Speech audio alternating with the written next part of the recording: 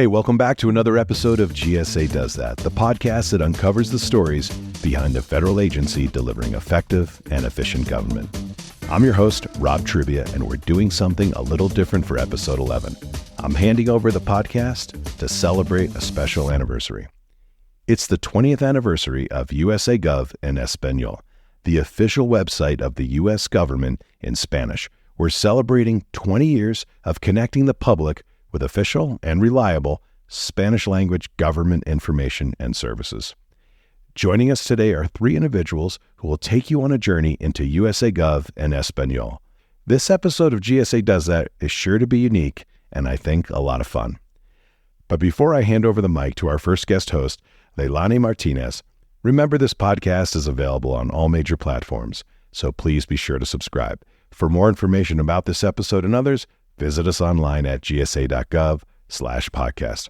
All right, with that bit of housekeeping out of the way, I invite you to enjoy this special episode of GSA Does That. Leilani, take it away. Thank you. As Rob said, I'm Leilani Martinez, the Director of the Public Experience Portfolio here in the Technology Transformation Services in GSA.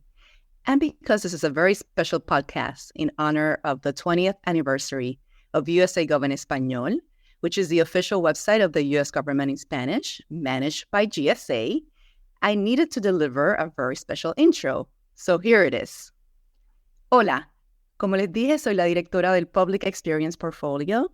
La misión de esta división es realmente mejorar la experiencia del público con su gobierno, creando experiencias digitales que le permitan al público encontrar la información sobre programas y servicios que necesitan. Nuestro equipo trabaja arduamente todos los días y es responsable por varios productos. Estos incluyen USAGov o USA.gov, USAGov en español, que es la versión en español, vote.gov y search.gov, que es el buscador oficial del gobierno de los Estados Unidos. Estoy feliz de tener la oportunidad de estar aquí representando al programa de USAGov en español, porque precisamente esta semana cumple 20 años de existencia. And now back to English.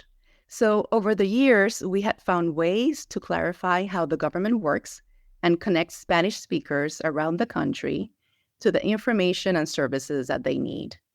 In fact, our program started as a Consumer Product Information Coordinating Center back in 1970s within GSA, when agencies had a lot of consumer information, but they really didn't have a system for sharing it. So they had a big mission. Really, they needed to collaborate with agencies to gather all that consumer information and get it to the people. So for almost 50 years plus, we continue to share that mission, but we have evolved to find different ways to connect people to their government. And what better way to share how our program has impacted other federal agencies, GSA, and the public since 2003, than by really having a conversation with some of the key people who have helped shape USAGov en Español. And for that, I have to go back to Spanish. Hoy me acompañan mi compañera de aventura en los primeros años de trabajo de USAGov en Español, Laura Godfrey. Laura se unió al equipo 2 años después que se lanzara el sitio en el 2003. En ese entonces, USAGov en Español se conocía como FirstGov en Español. María Marrero, que también nos acompaña hoy, ha liderado varios equipos dentro del portafolio, incluyendo el equipo de User Experience y recientemente el equipo de contenido y de Outreach. María ha sido parte clave en los rediseños del sitio a través de los años, incluyendo el más reciente, que fue en abril de este año. So what I just said is that Laura Godfrey and María Marrero are joining me today. Laura and Maria are both part of the public experience team. They both have worked on the USAGov en Español site, and they're here to share their story. And so this gives you a sense of the nature of this podcast and the reality of my life and of many others where both English and Spanish coexist beautifully on a daily basis. I am here to represent the voice of the Spanish-speaking community that I and many others in the team serve every single day. I'm very proud of the work we've done over the last 20 years, and this is a celebration of that work. So today, you will hear lots of English with a few hints of Spanish, because at the end of the day, that's not only who I am, but it also reflects the diversity of the community that we serve. A community of people that come from different countries, with different backgrounds, different levels of fluency in the English or Spanish language, but all very much rich in culture and experience. I hope you enjoy this very special episode of this podcast celebrating USAGov en Español. Que lo disfruten. Well, thank you so much. It's wonderful to have you both here, Laura and Maria. So let's get started. First things first. I know I talked a little bit about you and your backgrounds, but can we take a little bit of time as we're celebrating 20 years of USAGov en Español for you both to introduce yourself and briefly talk about how you're connected to this program? I don't know who wants to start. Hi, everybody. My name is Laura Godfrey, and I am connected to this program through being part of this program at the very, very beginning. So I joined GSA in 2005, and since then I was working on USAGov en Español until probably, I don't know, a few years ago. I can't remember exactly what date. So Maria, I'll toss it to you. My name is Maria Marrero. I am a bilingual designer. I am connected to USAGov en Español since 2007. I joined the government and I joined this wonderful mission of helping the public in both languages. I have a strong background in design and user experience, and I am presently working with the content and outreach teams for USAGov. Awesome. Wonderful to have you both here. And of course, this podcast really means a lot to all of us, because we've been working a lot on USA.gov en Español since the beginning, 20 years in the making. And just before I, start asking some of the questions, I want to just give some context to those of you who are listening in today that USAGov en Español was actually launched in 2003 as first Gov en Español. And it was really a response to the public need for government information in Spanish. One thing that I think all of us are going to be mentioning throughout this podcast is that USAGov en Español is not a direct translation of USA.gov, and you're going to be hearing more about that. That's why I want to bring it up from the get-go. And also, like I mentioned before, it was a response to public demand. The public was looking for government information in Spanish. Already other agencies were producing content in Spanish. And also there was an executive order, the Executive Order 13166, that requires agencies to provide meaningful access to information in other languages to meet the needs of limited English proficient individuals. And I'm mentioning all of this to provide some background and context into the conversation, because you're going to be hearing a lot of these elements throughout the time that we're going to be together. So that said, I want to start from kind of the beginning. Laura, we were talking that you were here in the early years. I mean, you've been here all along, but you were really directly involved with USAGov en Español in the early years. Can you tell us about some of those early days? What were the priorities? How did the program decide what direction to go after the first few years after it was launched? Yeah, my pleasure, actually. I was so proud of this program and the way that GSA sort of gave it its full weight behind, by hiring two feds, hired you first and then me. And, so that shows commitment to the Hispanic community. And it's a real boost for us, the people who work there, because then we feel that obviously we can, express ourselves through it and grow it and such. So to just go directly to the website, I mean, I came in like you said, I was your partner in crime from the very, very early stages of it.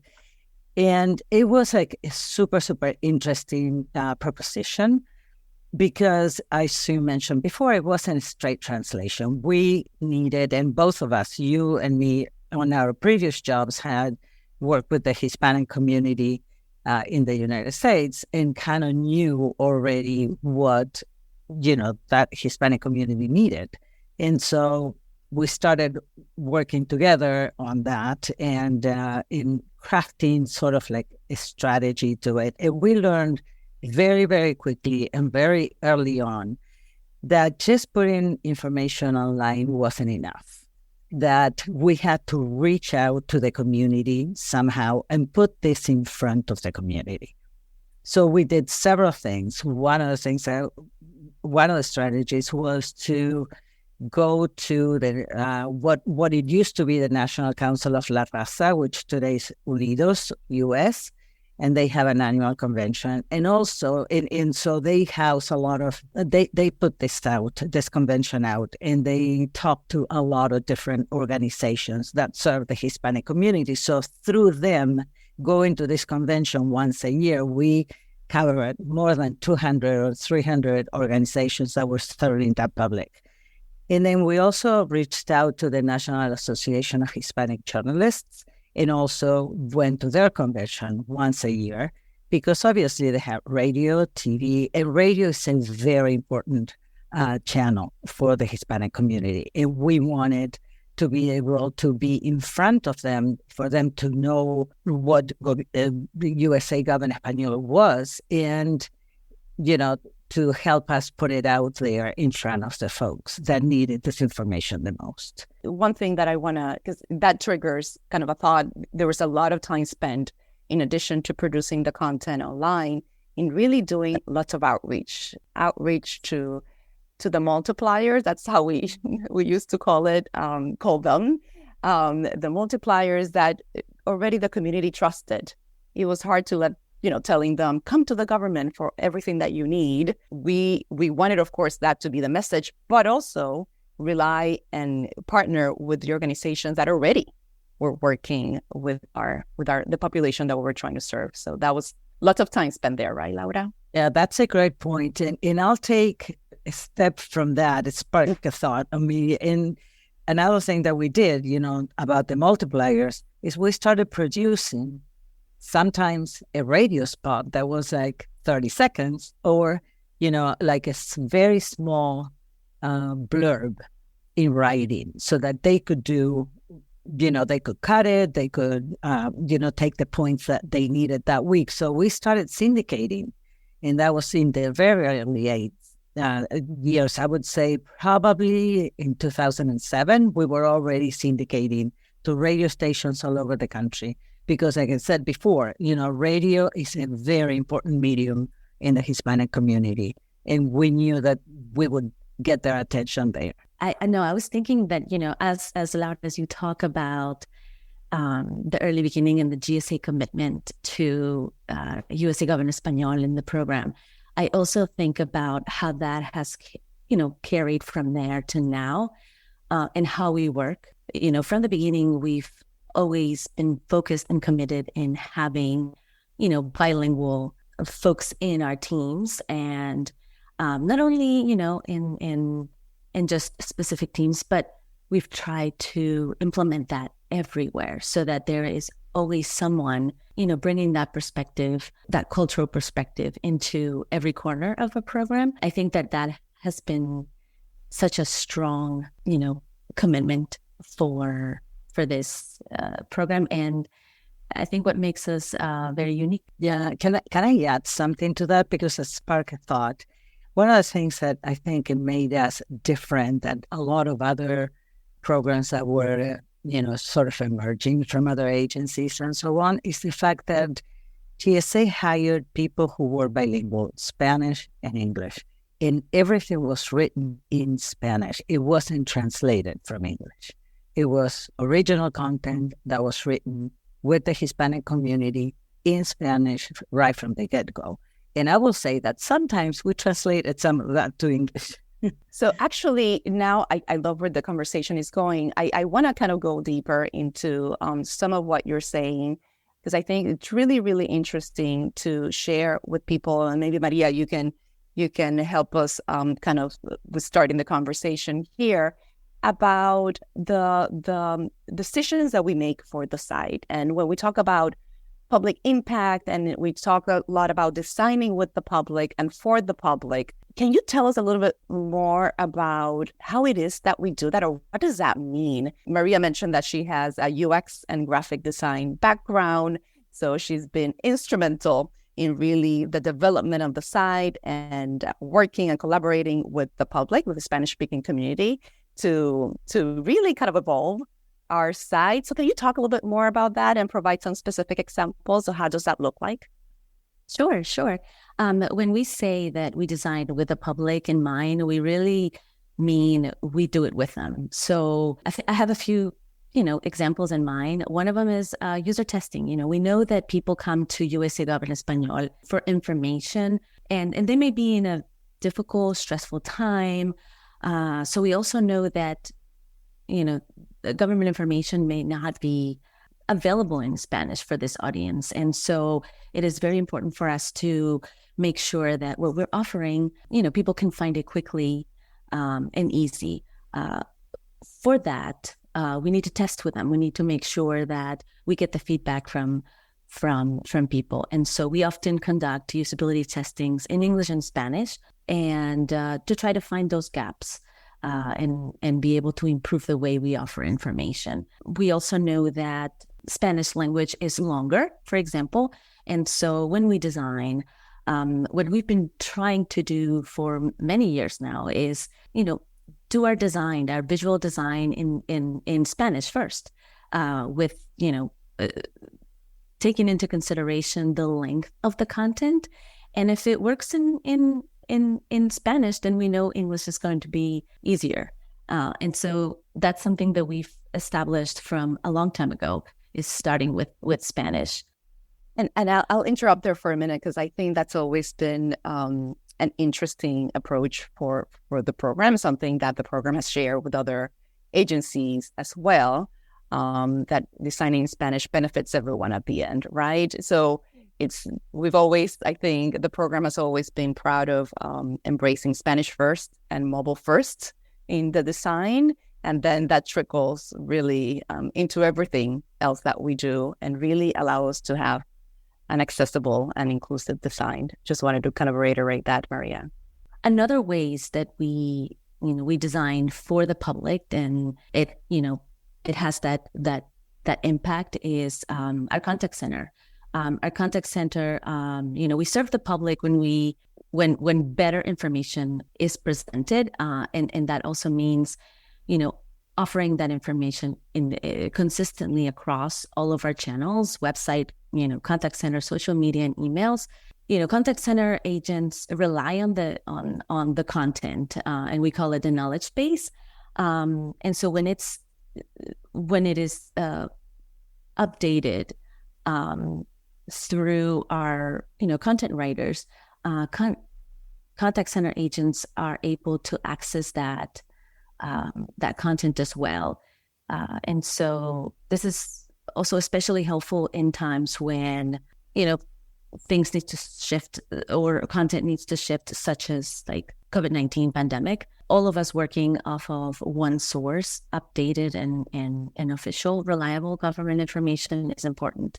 I mean, something that's really wonderful to hear, and wonderful to hear how the program has really taken into account all these different avenues and channels to really gather feedback from the public. I think important to stress that this is why we have bilingual, bicultural personnel, some federal employees, some contractors support in different areas of the organization, right? Because you're talking right now, Maria, right, about qualitative data. And that needs to be analyzed. All that information comes in Spanish. So we need to be able to process, analyze that information, come up with themes, and then be able to act upon the data, the trends that we're seeing that informs the strategy, our content strategy, UX strategy, and even contact center strategy. And Laura, I'm going to, for a moment, derail us a little bit. I think it's something that it would be interesting to kind of quickly touch upon, is that we're saying Spanish speaking, but there's a lot of diversity within our community. Here we are, the three of us, for example, coming from different regions of Latin America. I wonder if we can, the three of us, maybe engage a little bit in a conversation about the benefits of that, even as we create things in language, right? Some things that people might not know is that I might call beans habichuelas, and you might call it something different, and Maria might call it something different. And as we many times have explored the use of Spanish, and Laura, you talk a lot about neutral Spanish, and how to name certain things. I wonder if we can talk a little bit about that, also how we bring some of our own lived experience into the work, but also kind of understanding the public needs and understanding that, I come from Puerto Rico, the Caribbean, you coming from Argentina, Maria, right, from Ecuador, and how that kind of plays a factor into all of this in language, but also approaches into the work that we do. I'm getting here a little creative, but just there's a lot of diversity and levels of acculturation that we need to take into account. That's the way our cultura works, right? Right. Yeah. And it is important to set out at the beginning, how do you communicate with this community that is so diverse? It's like more than 20 countries. And they all converge in one language, but it's not one language that is spoken exactly the same. And I want to dispel the myth of that we have dialects, because we do not. What we have is we call things differently, but we have one grammar, we can understand each other. We may, somebody says elote, and I believe, Maria, maybe you say that. Maybe not. Choclo. Maíz, no? Maíz. Okay. Or maíz or something like that. But, let me just make sure corn. We're talking about corn here. Yes. For those who do That's right. So, it is funny because there was a time where we had a contractor that was writing for us, and they were located in San Diego. And I mentioned this because obviously San Diego has a lot of Mexican, a large Mexican community. And so they're used to that kind of Spanish. So we would get their writings and start changing words because we wanted it to be a much more neutral Spanish. And I'll give a couple of examples. I was going to say, can you provide some examples? Because I think that will be interesting in Spanish, and then we can translate if needed. Yeah. Right. So like Puerto Rico, what is a guagua in Puerto Rico, Leilani? Guagua is a bus. Okay. So in Chile, which is not my country, but I have a lot of Chilean friends, in Chile, a guagua is a baby. So the same thing in Ecuador. Yeah, in Ecuador, sí. It's a baby. Es un bebé, o tal vez un bus, like a bus. It could be a bus too. So that's what, Okay, so you in Puerto Rico may be a little bit more connected, right? But Chile is not connected to that. It may be a bus. So what do? We come up with a word, bus. Bus is spelled the same way, but it's pronounced differently. But everybody in Spanish will understand that. So unless we're communicating with Puerto Ricans, and then we would use guagua. But we are the federal government, so we usually write for everybody who speaks this language. So that's important to sort of clarify, and that's where being from different countries and being Spanish speakers ourselves, comes into play, because it's important that we know these nuances. And I want to say, I was saying before, Spanish does not have dialects. It's like, if you compare to English from England, Australia, New Zealand, or the United States, here you don't call an elevator a lift. But when you go to England, that's what they do, right? Or they say mind the gap. And we don't say mind the gap on the subway. I mean, it's like, watch your step here, right? And so there are differences in language use, but not in grammar, really. So I don't know if I answer your question, Leilani. Yes, absolutely. That's what it is, because I really wanted to bring, that's something that we hear quite a bit as a program. It's something that's discussed across the government.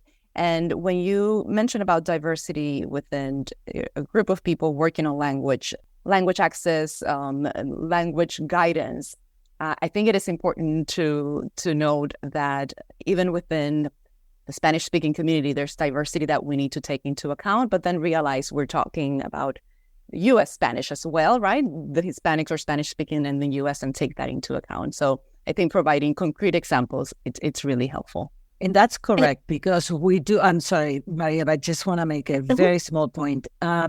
I think that we are at a point where we can say this is U.S. Spanish. We have a large community, very large community. More than 40 million people here speak Spanish. And so there is a U.S. Spanish, and we write with that in mind. And it's very important also to point out the how that helps us write in more plain language and more inclusive for everyone. It's great. It's great to have colleagues that are from different countries, and we sometimes get together and ask ourselves, like, how would you write this, or what word would you use in this case? Because we want to get to everyone. We want to make sure that everyone understands. So that's great, because I think there's something here that I want to explore a little bit more. Laura, you also mentioned diversity within the community, all the countries that are represented, right, among our community, and where we're writing and reaching out to Hispanics, Latinos in the U.S. But there's also something really interesting about language fluency, right? We have Latinos like us, bilingual, bicultural. We also talk about Spanish dominant Hispanics or Latinos. We talked about second generations that might be more fluent in English, right? So can we talk a little bit about how we take all those things into account? One thing that I'll just have to mention is that USAGov, the way we frame it's a bilingual platform. I know it's something that the three of us have said in the past, and how we frame the product as a whole. But I wonder if we can talk a little bit about language fluency, and how do we use that, or take that into account into our designs, content strategy, et cetera. What have we seen? I'm thinking, Maria, usability testing, when we'd have the Spanish dominant Hispanics with bilingual, bicultural. Can we talk a little bit more about that piece? Yeah, I think that one of the things that I am very proud of in our office and in our agency is the fact that we have hired Spanish speakers, native Spanish speakers, and in that, obviously, we were educated in that language. And we, not only understand the grammar perfectly, but also bring with it a culture. Like, obviously, I'm from the extreme South America, very, very, very South America. And then Maria comes from a different part of South America. And then you come from the islands, which is the Caribbean islands is a completely different geographic, demographic, if right. you will. That is, all of us are obviously in very different areas, in bringing in very different backgrounds. And I think that is what makes us so rich, because we can come up with ways of saying things and ways to communicate with the folks that perhaps are not as lucky as we were growing up and getting all the education that we got. And they're here as immigrants, as I am one of those immigrants, I should say. But they're here as immigrants, just trying to make ends meet and trying to fight each day to survive, and they don't have time, or they could not get enough education in their own language. So we have to account for that. And we learned that lesson early on. Yes. I think in our immigration, we all, understood what a different Spanish, we had to speak in this country. Because if I go to my country and I apply some of the Spanish that I speak here, they kind of look at me funny, to be honest with you. But here, this is what we have to do. And I think that we all understand that. Yes. And something that you were mentioning, Laura, too, is, it's always this amazing, a wonderful balance, of course, understanding the needs of the people that we're serving. That's our North Star. But also there's lived experiences that we all bring into the work. You just said you're an immigrant. Some people in our team have know how it is, how to apply for citizenship, right? Or have a relative, etc. So they've had this type of interaction with the government and have brought that in to really for the benefit and for the good of the work that we do. And I think that's also an important thing for us to stress. And like you, I'm also very, very proud, sumamente orgullosa, because it is a wonderful opportunity being able to bring this diversity into the work that we do. And I think it shows in the work. Maria, I know you wanted to say something. Yes. No, 100%, Leilani. The same thing from my perspective. I'm an immigrant as well. I have my parents that also came to the United States. And so I am sort of like that proxy, that person who helps, my parents who may not dominate English as their first language. And so I am helping this community that I am very, very close to, because I'm actually the audience that we're trying to reach. And so for me, it's always that passion also, I think, that we have, that we all these Latinas and Latinos that we're working together in this program is the passion to help, people that are just like us. And so, and it's what I think has driven us to just be so passionate about what we do, and we can relate. And so I think that's part of it as well, is the work being relatable to our lives, and how we can touch and impact people that are looking for information, are here, and just, are looking for opportunities and benefits. Laura, I'm going to put you on the spot for a minute to see if you're okay with me asking you to share a story. So many months ago, mucho tiempo, we went to, you were mentioning that we used to go to a National Council of La Raza, which, by the way, is the largest advocacy organization for Latinos in the U.S. We used to go to the La Raza convention, and we used to talk to real people, meaning real people that that were potential users, or already potential consumers of the information that we produce through the Spanish language side. And Laura and I were both there, and we witnessed one of those moments that I think changed both of our lives and gave another meaning to the work that we do within governments. I would like to share a sort of like a lighter story, which kind of changed the way that I was thinking. And this is why we're saying we design with mobile first for the Hispanic community. Here comes this lady, and this is another year in another convention. And this lady comes in, and, she's trying to figure out who we are, what we're doing there and all that. So I'm talking to her, and I say, well, do you have a connection to the internet? And that was my question to her. And she goes, oh, no, I do not know the internet. I cannot do those things. I don't have a computer. But she had a phone. So a smartphone, that is. And so I showed her that the site was on the smartphone too. So she had a computer. I was asking the wrong question. I said, do you have a computer, instead of, do you have access to the internet? Because the smartphones are the things that connect us with people in our countries without cost.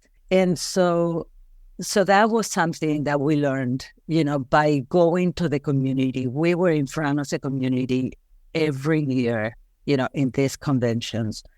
And that was very valuable to us, because we came back and said, we need to think about A, B, and C that we never thought about, because we're so here, so involved in our work, and we are such a functioning member of this society that we don't connect sometimes, even though we are from there.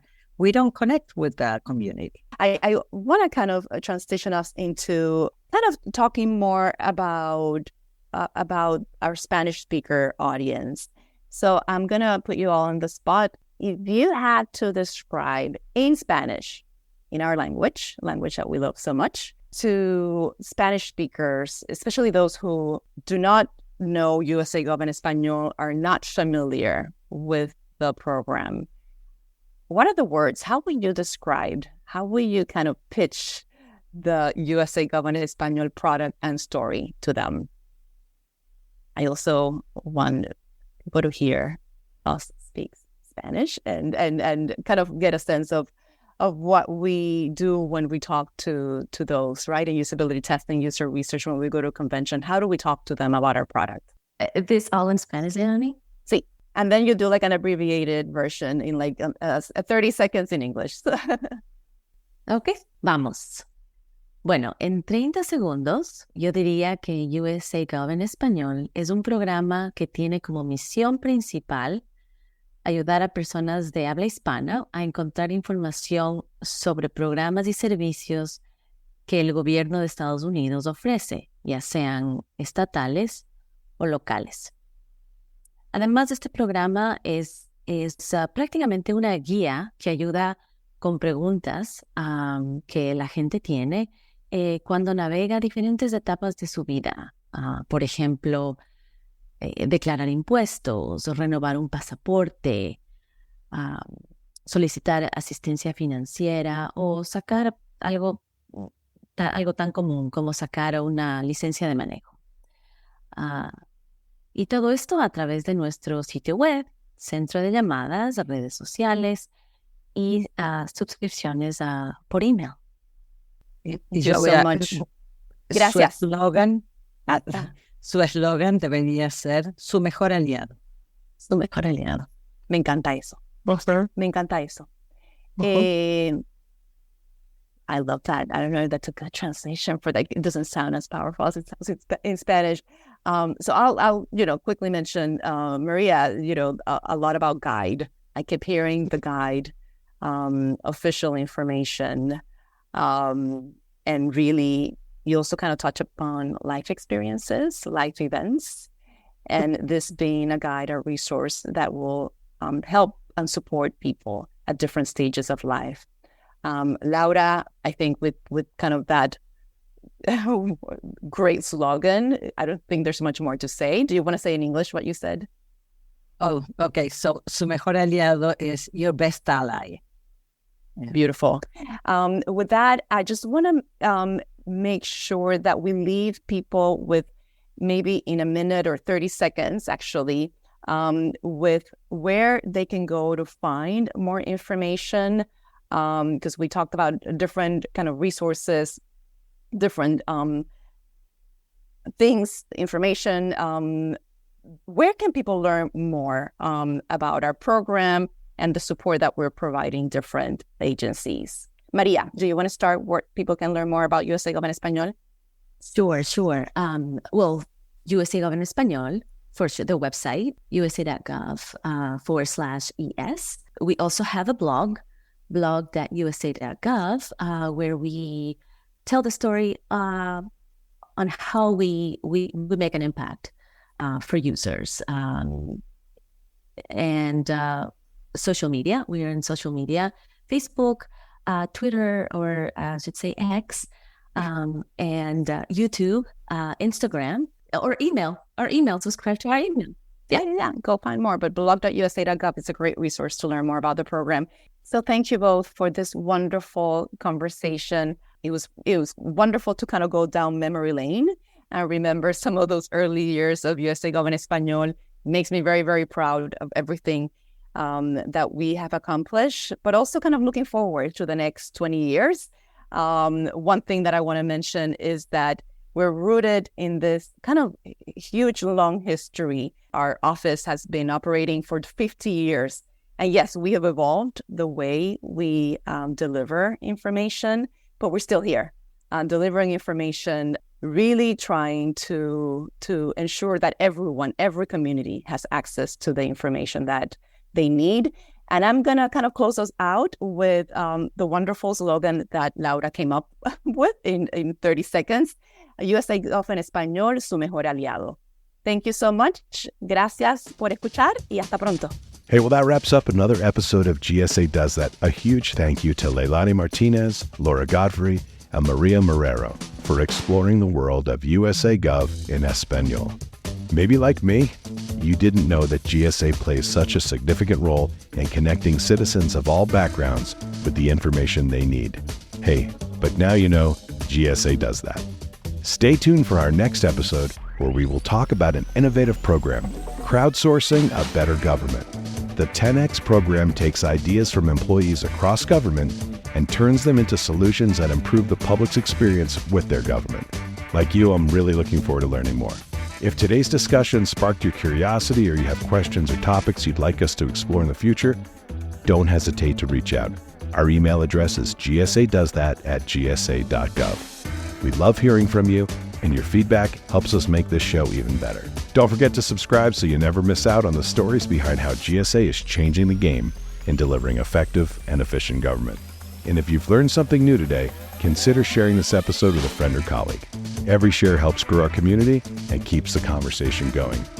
I'm your host, Rob Trivia. Our executive producer is the one and only Max Stempora. GSA Does That is a production of the U.S. General Services Administration, Office of Strategic Communication.